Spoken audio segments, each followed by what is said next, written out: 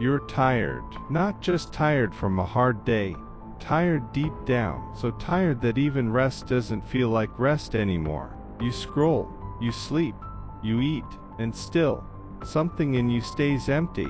Most self-care advice tells you to fix this with a bigger gesture, a vacation, a spa day, a complete life overhaul. But the truth is simpler and harder to hear. Those big resets rarely stick. What actually rebuilds a person is not the occasional grand gesture. It's the way you treat yourself in the in-between moments, the ones nobody is watching. That is the heart of the old Japanese approach to self-care. Not indulgence, not productivity disguised as wellness, just attention, small, repeated, and sincere, folded into the ordinary motions of a day. Here are 23 of those habits. In this tradition, self-care isn't an event. It's not something you schedule once a month and call it done.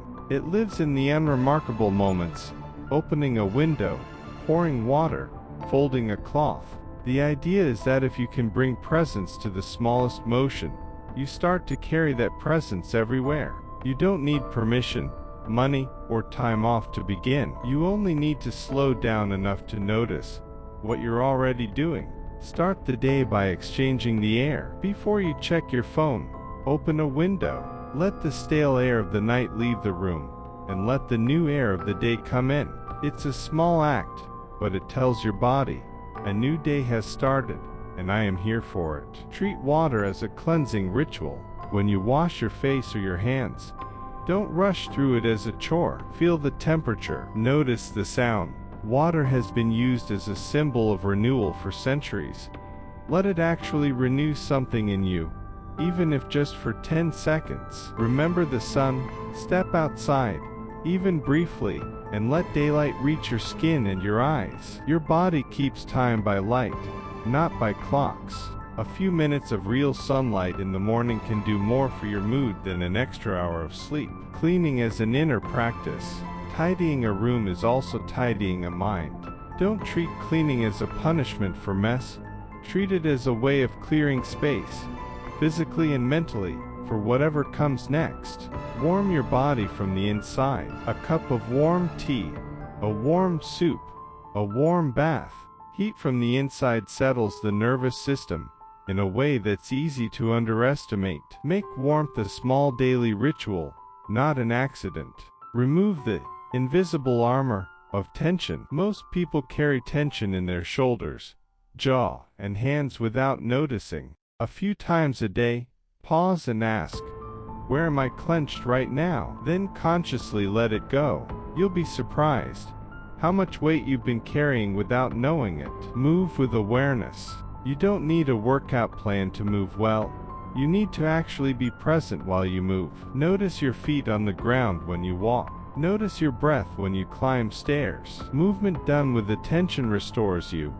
Movement done on autopilot just drains you. Regularly let go of what's unnecessary. This applies to your closet, your inbox, your schedule, and your relationships. Letting go isn't loss, it's making room. A life cluttered with things you no longer need leaves no space for what you actually want.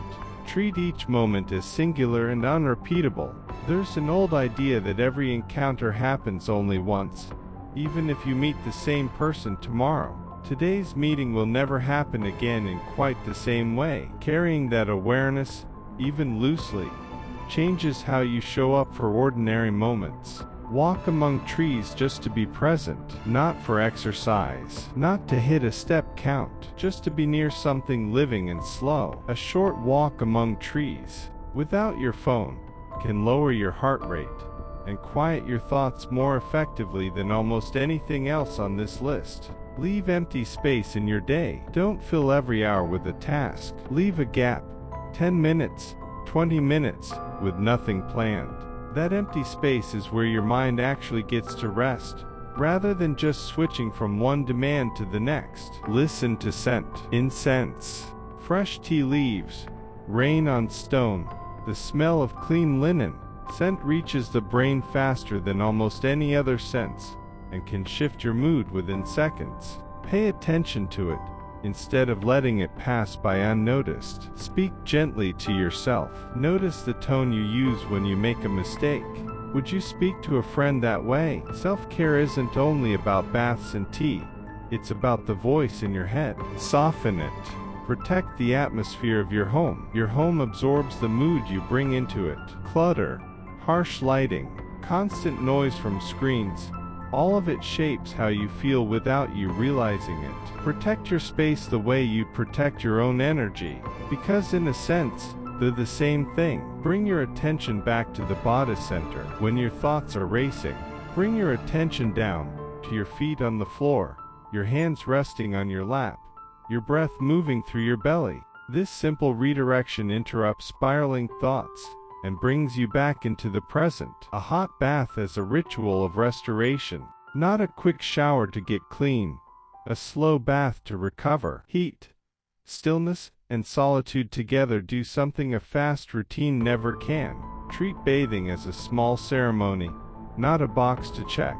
Quiet care for others. Pour someone's tea before they ask. Notice when a friend seems tired and say nothing dramatic. Just be present. Quiet acts of care for others, done without needing credit, tend to settle something in the person giving them too. Eat with attention, not on autopilot. Put the phone down at meals. Notice the textures, the temperature, the first bite. Eating on autopilot doesn't just dull the experience of food. It dulls your ability to notice when you're actually satisfied. Create small, repeating rituals. The same cup for morning tea. The same 3 stretches before bed. Repetition isn't boring. It's an anchor. In an unpredictable world, small, repeated rituals give your nervous system something steady to hold on to. Let go of multitasking, one task at a time. Doing 5 things badly at once is exhausting in a way that doing one thing fully is not. Choose one task, finish it, then choose the next. You'll likely find you have more energy at the end of the day, not less. Honor the evening, a gentle slowing down. Don't treat the evening like a second shift of productivity. Let your pace drop. Dim the lights. Let your body understand, through your actions, that the day is closing, not abruptly, but gently. Learn to value silence and stillness. Silence can feel uncomfortable at first, especially if you're used to constant noise or input, but sitting with stillness, even for a few minutes, trains your mind to stop needing to be entertained every second. That's a quiet kind of freedom. Don't turn self-care into a race. This is the trap at the end of every self-improvement list, turning rest into another performance, another thing to optimize. Don't rush these habits. Don't grade yourself on how many you've mastered. The point was never to win at self-care. It was to come home to yourself. How to learn to be on your own side. None of these habits require money, talent, or a complete overhaul of your life. They require only one thing: the willingness to treat yourself with the same patience you'd offer someone you love. You don't have to adopt all 23 at once. Pick one. Practice it this week. Let it become automatic, and then add another. Self-care, in this quieter sense, isn't a destination. It's simply what it looks like to finally be on your own side. If even one of these habits stayed with you, that's enough. Take care of yourself, gently, and without rushing.